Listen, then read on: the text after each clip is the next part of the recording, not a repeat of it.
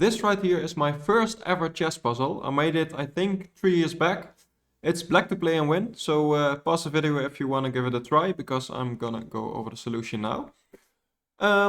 First thing to notice is that our bishop is hanging here. So you might be inclined to move the bishop somewhere, save it, and play on. Like, this looks like a good move, because you're threatening discoveries, also threatening the rook. But none of that stuff actually works. I can show you what to do with this. Yeah, the rook can just check our king, get out of danger. We now have to move our king. And they're basically gonna just win our rook here. And even though there is some discoveries, like, you know, we can go here and win the rook back. But yeah, we are just down too many material. That's also another thing we should notice from the beginning of this position. We're just down a lot of material. They have 4 pieces, sorry. We have 3. They even have a pawn extra.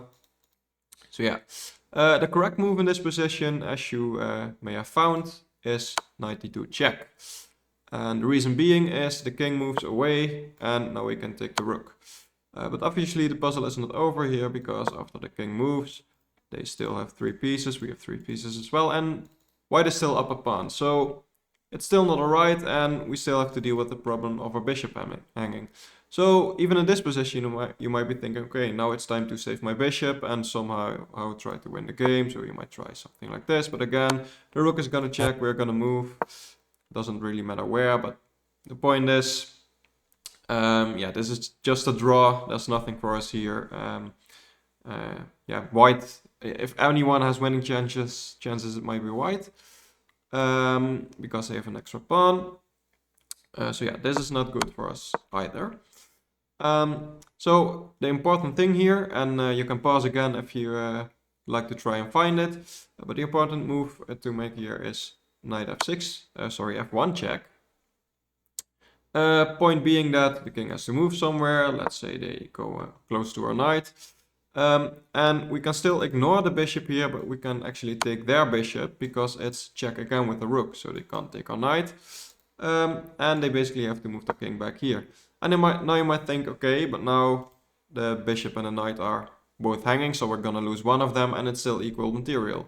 But remember where our knight came from. We can actually just go back, check the king again. Now the king has to move again. Again, doesn't really matter where it goes. And now we actually have time to save our bishop. We can also move our knight first with some check. At this point, the puzzle is pretty much already stopped, but it's important to understand this. So yeah, you can, for example, just move your bishop, and they can go for the check to save the rook. But after we move, now we are just up a clean piece. We have 3 pieces, they have 2.